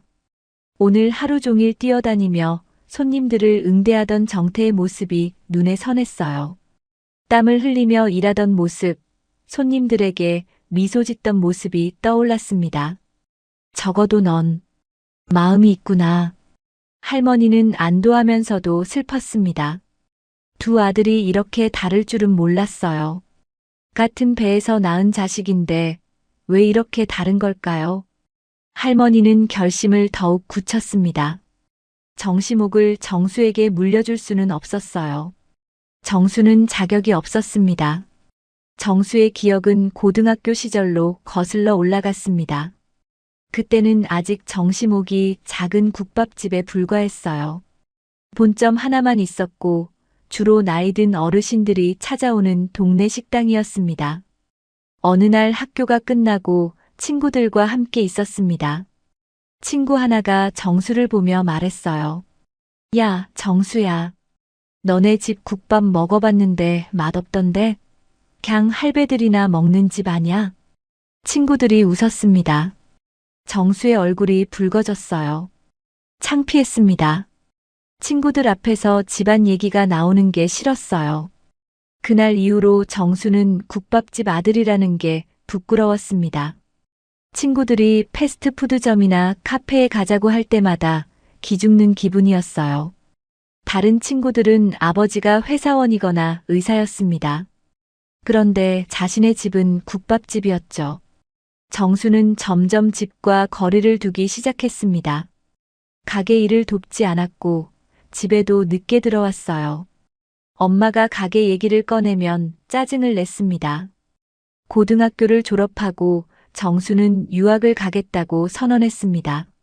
미국으로 가서 공부하고 싶다고 했어요. 영자는 깜짝 놀랐습니다. 갑자기 유학은 왜? 영자가 물었습니다. 정수는 공부를 더 하고 싶다고 대답했어요. 영어도 배우고 더 넓은 세상을 보고 싶다고 했습니다. 영자는 말리지 않았습니다. 아들이 공부하고 싶다는데 막을 수 없었어요. 대신 걱정이 많았습니다. 타지에서 고생할 아들 생각에 마음이 아팠죠. 돈 걱정은 하지 마라. 공부 열심히 하고 와. 공항에서 정수가 출국하던 날이었습니다. 영자는 손을 흔들며 말했어요. 잘 다녀와, 정수야. 건강 조심하고. 하지만 정수는 고개도 돌리지 않았습니다. 그냥 짐을 들고 게이트 안으로 들어가 버렸어요. 엄마의 손 흔드는 모습을 보지도 않았습니다. 그렇게 정수는 미국으로 떠났습니다. 그리고 몇 년 동안 단 한 번도 한국에 돌아오지 않았어요. 명절에도 오지 않았습니다. 전화도 거의 하지 않았습니다. 한 달에 한 번 먼저 전화하면 짧게 통화하는 게 전부였어요. 정수는 항상 바쁘다고 했습니다. 영자는 서운했지만 참았습니다. 아들이 공부하느라 바쁘겠거니 생각했어요. 돈은 계속 보내줬습니다. 아들이 고생하지 않도록 말이죠. 매달 송금을 해주고 필요한 게 있으면 다 보내주며 유학생활 뒷바라지를 했습니다. 그렇게 몇 년이 지나고 정수에게서 연락이 왔습니다. 결혼한다는 소식이었어요. 미국에서 만난 여자와 결혼한다고 했습니다. 한국 사람이었지만 미국에서 자란 교포였어요. 영자는 기쁘면서도 서운했습니다. 아들이 결혼하는 건 좋은 일이었지만 미리 소개도 없이 결혼한다고 통보만 하니 섭섭했어요. 어머니, 한국에서 결혼식 한번 할게요. 그때 오세요. 정수가 말했습니다. 영자는 물론 간다고 했어요. 아들 결혼식인데 안 갈 수 없었습니다. 결혼식은 조촐하게 치러졌습니다. 하루 만에 끝났어요. 정수 부부는 결혼식이 끝나자마자 다시 미국으로 돌아갔습니다. 신혼여행도 미국에서 간다고 했어요. 그 후로도 정수는 한국에 오지 않았습니다. 아이가 태어났다는 소식도 전화로만 들었어요. 손주 얼굴도 사진으로만 봤습니다. 정수는 주변 사람들에게 집안 얘기를 할 때마다 축소했습니다. 미국 친구들에게도 그냥 작은 식당을 한다고 대충 얼버무렸어요. 정시목이라는 이름도 거의 말하지 않았습니다. 우리 집은 그냥 작은 식당 하나 해요. 정수는 그렇게 말했습니다. 국밥집이라는 말을 하기가 창피했어요. 그렇게 20년 가까운 시간이 흘렀습니다. 정수는 미국에서 평범하게 살았어요. 회사를 다니고 아이들을 키우고 그렇게 세월이 흘러갔습니다. 어느 날 미국 친구들이 한국 여행을 다녀왔습니다. 그리고 정수에게 사진을 보여줬어요. 야, 너 여기 알아? 정시목이라고 한국에서 엄청 유명한 국밥집인데 진짜 맛있던데. 친구가 말했습니다. 사진에는 정시목 간판이 찍혀 있었어요. 크고 현대적인 건물에 정시목이라는 간판이 환하게 빛나고 있었습니다. 한국식 국밥이라는 거 먹어봤는데 진짜 맛있었어. 줄 서서 먹었다니까? 여기는 체인점이고 본점은 따로 있다는데 거긴 한옥 같다고 해서 거기도 또 갔었잖아. 친구가 신나서 말했습니다. 정수는 멍하니 사진을 바라봤어요. 이게 정시목이라고요? 정수는 집에 돌아와 인터넷을 검색했습니다. 정시목을 검색하자 수많은 기사가 나왔어요. 체인점이 5개나 생겼고 매출도 어마어마했습니다. 유명 맛집으로 소개된 기사도 많았어요. 정수의 표정이 굳어졌습니다.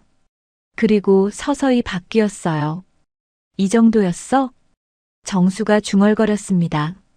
자신이 그렇게 부끄러워하던 국밥집이 이렇게 큰 사업체가 되어 있었던 겁니다. 정수는 더 자세히 검색했습니다. 본점 건물은 어머니 유영자 명의였고 체인점들은 법인으로 운영되고 있었어요. 체인점들도 건물을 세운 거라 법인 명의로 부동산도 여러 개 소유하고 있었습니다. 정수는 계산기를 두드렸습니다. 대충 계산해도 재산 규모가 수백억은 될 것 같았어요. 그날 저녁 정수는 아내에게 모든 걸 보여줬습니다. 아내의 눈이 커졌어요. 당신 어머니가 이렇게 큰 사업을 하고 계셨어요? 로라가 물었습니다. 정수는 고개를 끄덕였어요. 나도 몰랐어. 그냥 작은 국밥집인 줄 알았지. 두 사람은 한참을 말이 없었습니다. 그리고 로라가 입을 열었어요. 그럼 상속은 어떻게 되는 거예요? 아들이 둘이니까 반반 나누는 거 아니에요? 로라의 질문에 정수가 고개를 저었습니다. 글쎄, 막내가 계속 일했으니까 더 받을 수도 있지. 그럼 안 되죠. 당신도 아들인데. 로라의 목소리에 조급함이 묻어났습니다. 내부 사정을 알아봐야 해. 물어볼 사람 없어요? 로라가 물었습니다. 정수는 생각해 봤어요. 집안 사정을 아는 사람이 누가 있을까요? 천안댁? 정수가 말했습니다. 어머니 집안일을 도와주는 천안댁이 떠올랐어요. 자신이 한국에 살 때도 일했었고 아마 어머니 성격상 일하는 사람을 쉽게 바꾸지 않으셨을 것 같았죠. 연락처 알아요? 알긴 알지. 결혼식 때문에 한국 갔을 때 연락처 받아뒀어. 로라는 바로 천안댁에게 연락했습니다. 시어머니 건강이 걱정된다며 요즘 어떻게 지내시는지 물어봤어요. 천안댁은 며느리가 시어머니를 챙기는구나 싶어서 성심껏 알려줬습니다. 사장님은 요즘 병원 자주 가세요. 건강검진도 받으시고요. 천안댁이 말했습니다. 로라는 더 자세히 물었어요. 혹시 어디 아프신 데 있으세요? 글쎄요, 정확히는 모르겠는데. 변호사님도 자주 오시고 그래요. 천안댁의 말에 큰며느리의 귀가 쫑긋했습니다. 변호사요? 네, 가끔 집으로 오셔서 사장님이랑 얘기하시더라고요. 큰며느리는 더 많은 정보를 얻으려 했지만 천안댁도 아는 게 많지 않았습니다. 그래도 충분했어요. 할머니가 변호사를 만난다는 건 재산 정리를 하고 있다는 뜻일 수 있었으니까요. 전화를 끊고 로라는 정수에게 말했습니다. 어머님이 변호사를 만나고 있대요. 재산 정리하시는 것 같아요. 정수의 얼굴이 굳어졌습니다. 지금 당장 들어가야 해. 정수가 말했습니다. 로라도 고개를 끄덕였어요. 당신 어머니 자산 규모 제대로 확인했어요? 가서 해봐야지. 두 사람은 그날부터 계획을 세우기 시작했습니다. 효도하러 간다는 명분으로 한국에 들어가서 살려고 한다며 일단 어머니 집으로 들어가기로 했죠. 그리고 상황을 파악하고 자신들의 몫을 챙기기로 했습니다. 귀국은 효도가 아니었습니다. 확인과 선점을 위한 행동이었어요. 20년 넘게 돌아보지 않던 어머니를 갑자기 모시겠다는 건 마음에도 없는 거짓말이었습니다. 영자 할머니는 이 모든 퍼즐을 조용히 맞춰가고 있었습니다. 정수 부부가 왜 돌아왔는지, 무엇을 원하는지 점점 명확해졌어요. 할머니는 결심을 더욱 굳혔습니다. 정리를 더 미룰 수 없겠구나. 할머니가 중얼거렸습니다. 정수에게 정시목을 물려줄 수는 없었어요. 그는 자격이 없었습니다. 한편 정수는 할머니의 변호사에게 연락을 시도했습니다. 어머니의 재산 상황을 알고 싶었어요. 하지만 변호사는 단호하게 거절했습니다. 의뢰인의 동의 없이는 어떤 정보도 드릴 수 없습니다. 변호사의 대답이었습니다. 정수는 전화를 끊으며 짜증을 냈어요. 뭐 이런 변호사가 다 있어. 정수가 중얼거렸습니다. 큰 며느리가 말했어요. 직접 움직여야겠네요. 어머님한테 직접 물어봐야 해요. 그런데 어머니가 알려주실까? 두 사람의 눈빛에는 욕심이 가득했습니다. 하지만 쉽지 않을 거라고 생각했죠. 그래서 생각한 방법이 바로 정수가 직접 출근해서 매출을 확인하는 거였습니다. 그리고 이미 부부는 계산을 마친 상태였어요. 며칠이 지난 어느 날 저녁이었습니다. 저녁 식사를 마치고 거실에 모여 있을 때였어요.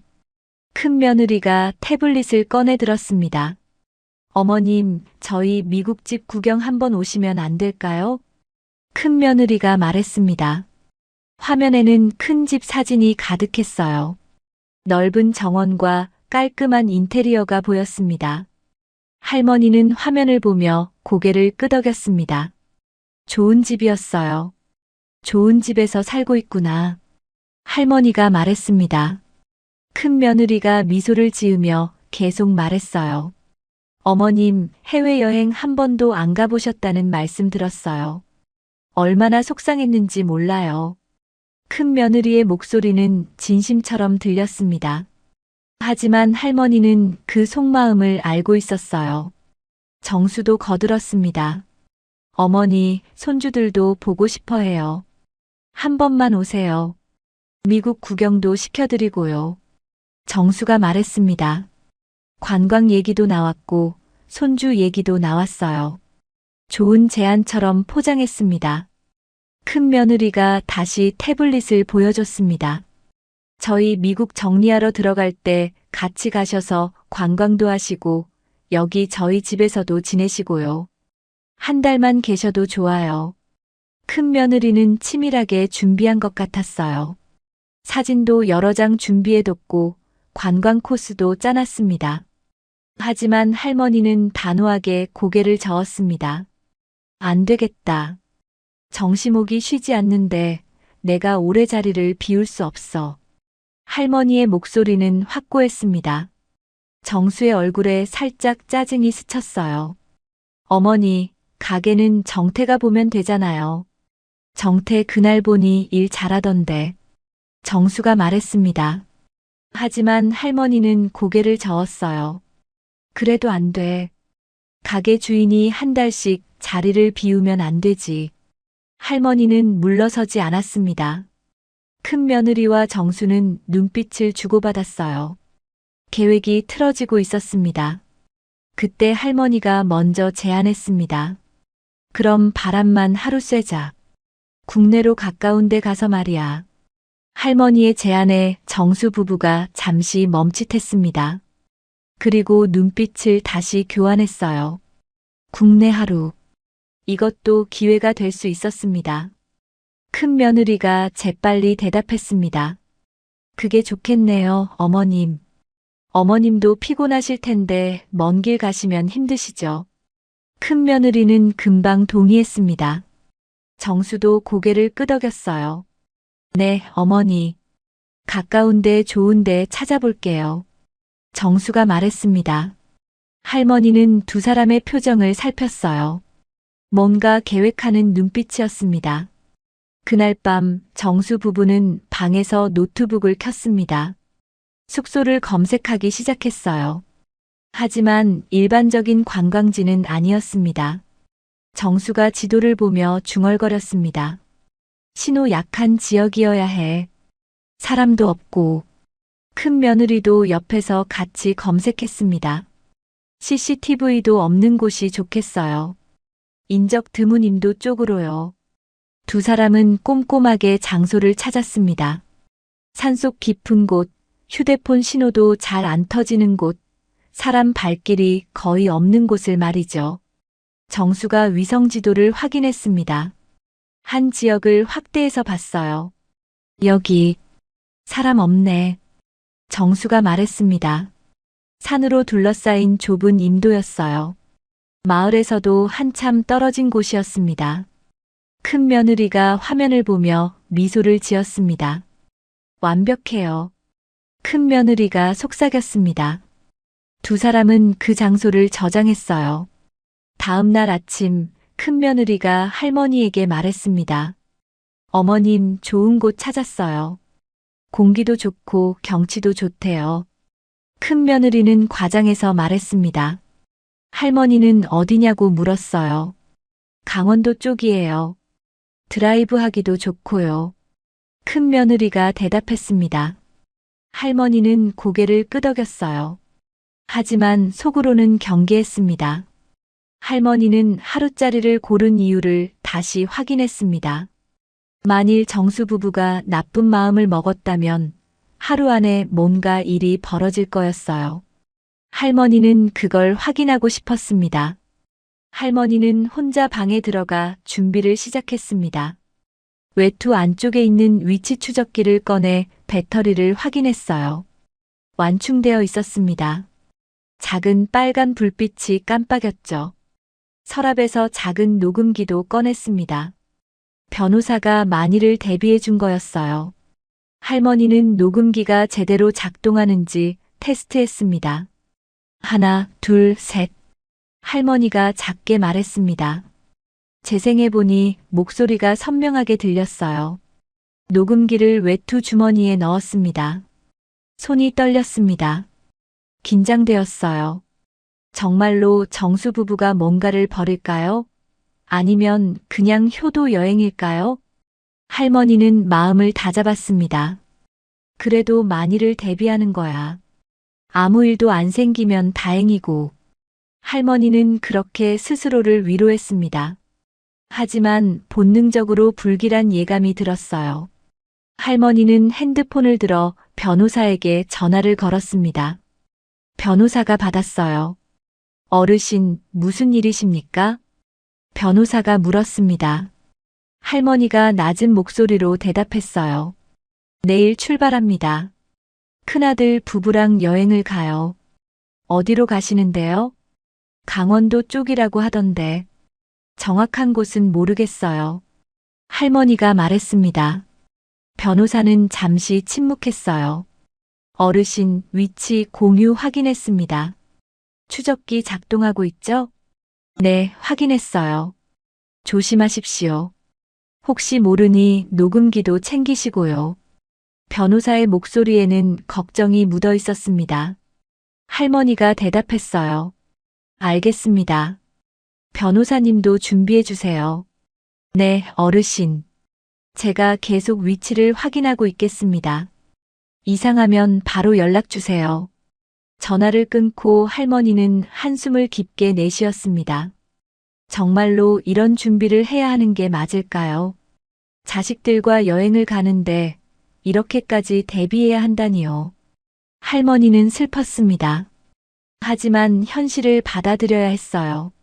다음 날 아침이었습니다. 출발하는 날이었어요. 막내 정태가 새벽 일찍 나가기 전에 할머니에게 인사했습니다. 어머니, 잘 다녀오세요. 가게 걱정은 하지 마시고요. 정태가 말했습니다. 할머니가 아들의 손을 잡았어요. 응, 너 혼자 힘들겠구나. 괜찮아요, 어머니. 가게 걱정은 마시고 푹 쉬다 오세요. 정태는 아무것도 모르고 있었습니다. 형이 어머니를 모시고 여행 간다는 것만 알았어요. 좋은 일이라고 생각했습니다. 정태가 나간 후 정수가 할머니에게 말했습니다. 어머니, 준비됐어요? 출발할까요? 응, 가자. 할머니가 대답했습니다. 외투를 입고 가방을 챙겼어요. 외투 안쪽에는 위치 추적기와 녹음기가 들어 있었습니다. 차에 타면서 정태의 얼굴이 떠올랐습니다. 마지막으로 본 막내 아들의 얼굴이었어요. 혹시 정말로 무슨 일이 생기면 정태를 다시 못 볼 수도 있었습니다. 할머니는 고개를 저었습니다. 그런 생각을 하면 안 됐어요. 정수가 운전석에 앉았고 큰 며느리가 조수석에 앉았습니다. 할머니는 뒷좌석에 앉았어요. 차가 출발했습니다. 정수가 말했습니다. 형, 어머니 잘 모시고 다녀와. 출발하기 전에 정태가 했던 말이 귓가에 맴돌았습니다. 정수가 대답했었죠. 당연하지. 그때 정수의 미소가 떠올랐습니다. 가식적인 미소였어요. 차는 도심을 벗어나 고속도로로 접어들었습니다. 점점 건물이 줄어들고 산이 많아졌어요. 할머니는 창밖을 바라보며 생각했습니다. 정말로 그럴까? 할머니는 여전히 믿고 싶지 않았습니다. 자식이 어미에게 그런 짓을 하리라고는 생각하기 싫었어요. 하지만 외투 안쪽의 위치 추적기와 녹음기가 현실을 일깨워줬습니다. 만일을 대비해야 했어요. 차는 계속 달렸습니다. 점점 사람이 없는 곳으로 향하고 있었습니다. 할머니의 가슴이 두근거리기 시작했어요. 곧 알게 되겠지. 할머니는 속으로 중얼거렸습니다. 정수 부부의 진짜 목적을 곧 알게 될 거였습니다. 창밖으로 산이 보였습니다. 깊은 산이었어요. 할머니는 가방 손잡이를 꽉 쥐었습니다. 긴장이 고조되고 있었습니다. 이제 곧 진실이 드러날 거였습니다. 며칠이 지났습니다. 할머니의 집 거실에 사람들이 모여 있었어요. 할머니, 큰아들 부부, 막내 정태, 처남댁, 그리고 변호사까지 자리했습니다. 막내 정태는 충격에 떨고 있었습니다. 방금 전에야 진실을 알게 된 거였어요. 형이 어머니를 산속에 버렸다는 사실을요. 정태는 형이 여행에서 돌아온 날 물었었습니다. 어머니는 어디 계시냐고요. 큰 며느리가 웃으며 대답했었죠. 어머님 여행이 고되셨나 봐요. 주무신다고 하셨어요. 저희가 잘 챙기고 있으니 걱정 마세요. 정태는 그 말을 믿었습니다. 어머니가 피곤해서 쉬고 계신다고 생각했어요.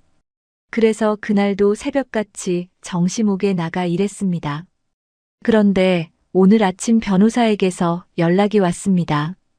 집으로 오라는 연락이었어요. 급한 일이라고 했습니다.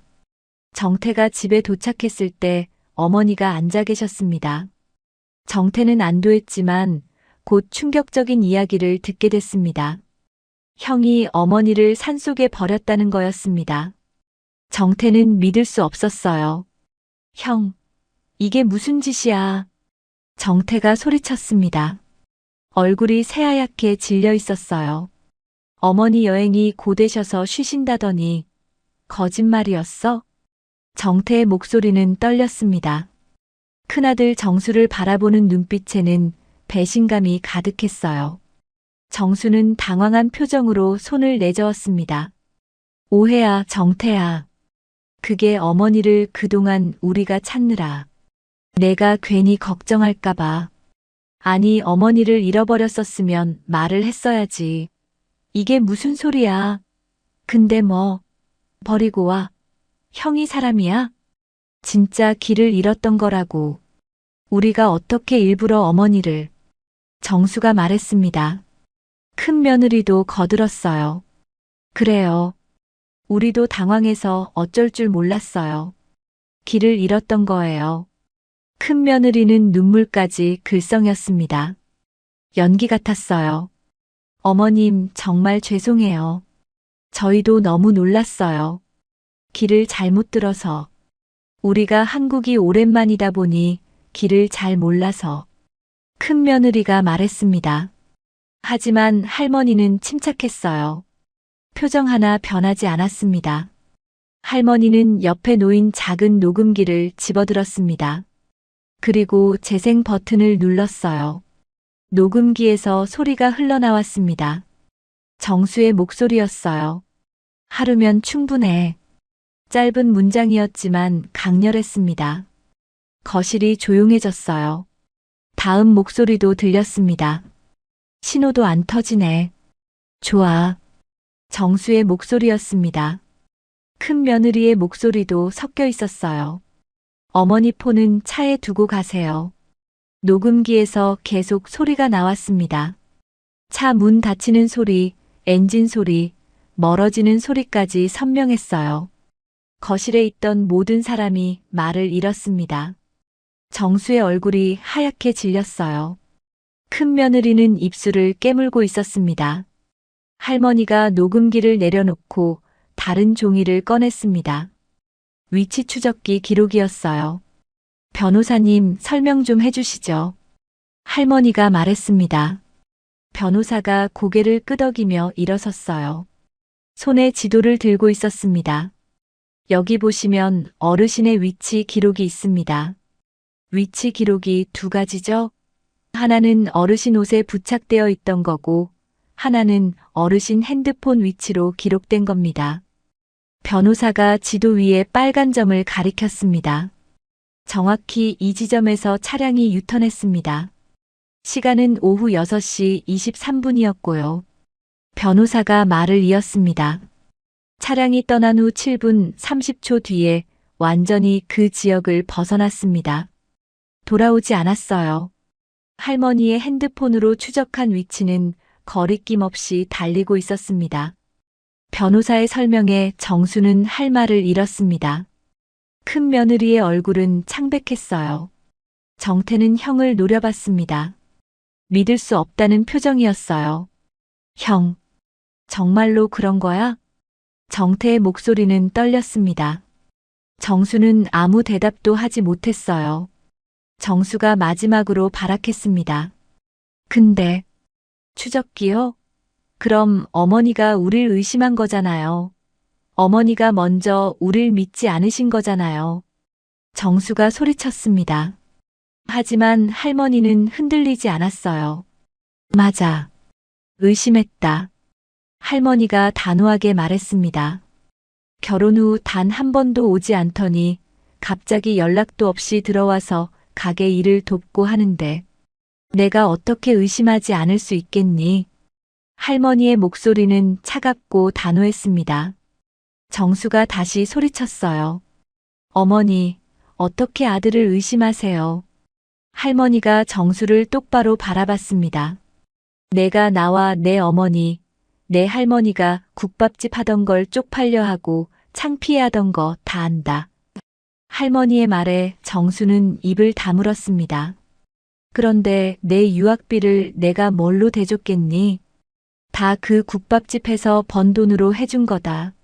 할머니의 목소리가 높아졌습니다. 평생 이렇게 큰 소리를 낸 적이 없었어요. 정수는 고개를 떨구고 말이 없었습니다. 그때 큰 며느리가 다른 방향으로 공격했어요. 어머니가 치매기가 벌써 오셨나 보네요. 어머니 병원에서 치매라고 했다면서요? 큰 며느리의 말에 정태가 깜짝 놀랐습니다. 어머니, 치매요? 그게 무슨 말이에요? 정태는 처음 듣는 이야기였습니다. 할머니가 병원에 간 것도 치매 진단을 받은 것도 몰랐어요. 할머니가 정태를 바라보며 말했습니다. 치매 위험 단계일 뿐이야. 아직 치매가 아니다. 할머니가 다시 정수를 바라봤습니다. 그래서 너희가 그렇게 불이 나게 들어왔구나. 할머니의 말에 큰 며느리가 다른 사람을 탓하기 시작했습니다. 아니, 천안댁이 그랬잖아요. 치매라고. 그래서 변호사 불러서 재산 얘기하고 있다며. 큰 며느리가 소리쳤습니다. 구석에 앉아있던 천안댁이 울음을 터뜨렸어요. 전 그냥 물어보길래 들은 걸 말했을 뿐이에요. 천안댁은 자책하고 있었습니다. 자신의 말 때문에 이런 일이 벌어졌다고 생각했어요. 할머니가 천안댁을 바라봤습니다. 천안댁 탓할 거 없다. 할머니가 말했습니다. 너희가 내가 치매이길 바란 게 아닌가 싶구나. 할머니의 말에 정수 부부는 아무 대답도 하지 못했습니다. 천안댁은 계속 울었습니다. 사장님, 죄송해요. 제가. 천안댁은 말을 잇지 못했어요. 정태가 천안댁의 어깨를 다독였습니다. 천안댁 잘못 아니야. 괜찮아요. 정태가 말했습니다. 정태도 눈시울이 붉어져 있었어요. 할머니가 정수를 향해 마지막 말을 했습니다. 내가 국밥집 하는 게 그렇게 젊은 너에게 창피했다면 넌 그 돈도 받지 말았어야 말이 맞는 거란다. 할머니의 말에 정수는 고개를 떨구고 아무 말도 하지 못했습니다. 큰 며느리는 입술을 깨물며 시선을 피했어요. 할머니가 변호사를 바라봤습니다. 변호사가 서류를 꺼내 읽기 시작했어요. 어르신께서는 이 문제를 크게 공론화하고 싶지 않다고 하셨습니다. 단 장남 김정수 씨는 상속에서 제외됩니다. 변호사의 목소리가 거실에 울렸습니다. 말도 안 돼. 아니 제외라니요. 상속 제외라니. 정수가 믿을 수 없다는 듯 소리 높였지만 변호사는 묵묵히 남은 내용을 읽었어요. 정시목 본점을 제외한 가맹점들의 모든 자산은 여전히 법인 소속이며 차남 김정태 씨가 대표이사 겸 경영 책임자로 임명됩니다. 그리고 정시목 본점은 아직 유영자 어르신의 명의이며 어르신 사후에 유언장을 통해 정리됩니다. 정태는 놀란 표정으로 어머니를 바라봤습니다. 어머니, 저는 정태가 말하려 했지만 할머니가 손을 들어 막았어요. 넌 이미 자격을 증명했어. 매일 아침 새벽부터. 할머니가 말했습니다. 정태의 눈에 눈물이 고였어요. 정수 부부는 자리에서 일어났습니다. 더 이상 할 말이 없었어요. 정수가 마지막으로 입을 열었습니다. 어머니. 하지만 할머니는 고개를 돌렸습니다. 더 이상 볼 것도 들을 것도 없었어요. 큰 며느리가 가방을 집어들며 중얼거렸습니다. 가요. 두 사람은 현관으로 향했습니다. 문이 닫히는 소리가 들렸어요. 무겁고 차가운 소리였습니다. 거실에는 침묵이 흘렀습니다. 천안댁은 여전히 흐느끼고 있었고 정태는 어머니의 손을 꽉 잡고 있었어요. 할머니가 길게 숨을 내쉬었습니다. 긴 싸움이 끝났어요. 힘들었지만 이겨냈습니다. 변호사가 조용히 말했습니다. 어르신, 수고 많으셨습니다. 할머니가 고개를 끄덕였습니다. 며칠 후 새벽이었습니다. 정시목 앞에 정태가 서 있었어요. 앞치마를 매며 준비하고 있었습니다. 첫 손님이 들어올 시간이었습니다. 정태가 문을 열고 간판 불을 켰어요. 정시목이라는 글자가 환하게 빛났습니다. 할머니는 조금 떨어진 곳에 서서 그 모습을 지켜봤습니다. 입가에 미소가 번졌어요. 정시목은 계속될 거였습니다. 마음과 정을 나누는 곳으로 말이죠. 돈이 아니라 사람에게 맡겨진 거였습니다. 할머니는 천천히 가게 안으로 들어갔습니다. 정태가 반갑게 맞이했어요. 어머니, 오셨어요? 그래, 왔다. 할머니가 대답했습니다. 주방에서는 육수가 끓고 있었어요. 구수한 냄새가 가게 안을 가득 채웠습니다. 새로운 하루가 시작되고 있었습니다. 정시목의 새벽은 오늘도 변함없이 밝아오고 있었어요. 할머니는 앞치마를 두르며 생각했습니다. 외할머니와 어머니가 지켜온 이 가게를 이제 정태가 지켜갈 거라고요. 100년 동안 지켜온 유산이 이어져 가는 것, 그것으로 충분했습니다. 누구나 마음속에 지키고 싶은 것이 있겠죠. 그것이 영자 할머니처럼 대대로 지켜온 가게일 수도 있고, 마음속 깊이 간직해온 꿈일 수도 있겠죠. 여울목과 함께 해주시는 우리 고운님들이 지키고자 하는 모든 것들이 지켜질 수 있길 기원하겠습니다. 오늘도 함께 해주셔서 고맙습니다.